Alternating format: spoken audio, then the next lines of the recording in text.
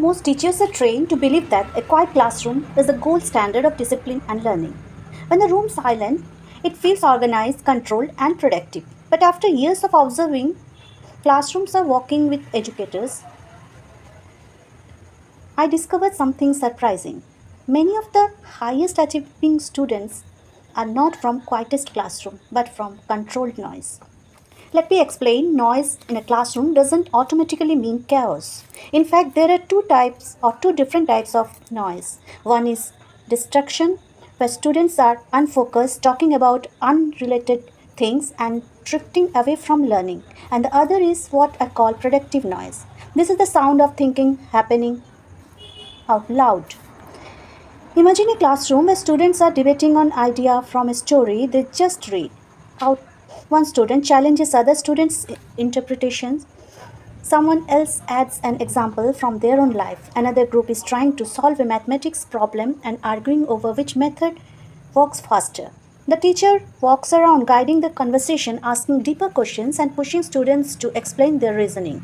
That room is not silent, it is alive. Research and psychology shows that when students explain ideas to one another, they process information more deeply, strengthen their understanding where they defeat or defend their answer. They develop critical thinking. All these activities create noise, but they also create mastery. The problem is that many teachers only know how to manage silence, not learning conversations. So when a noise begins, they feel the class is losing control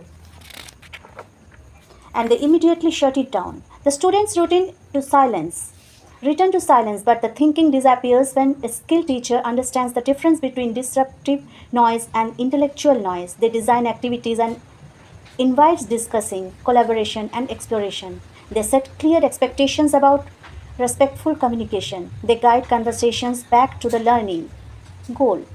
Whenever students drift away in that environment, noise becomes a signal of engagement rather than disorder. Some of the best performing classrooms in the world are filled with voices making questions, sharing ideas, and challenges perspectives.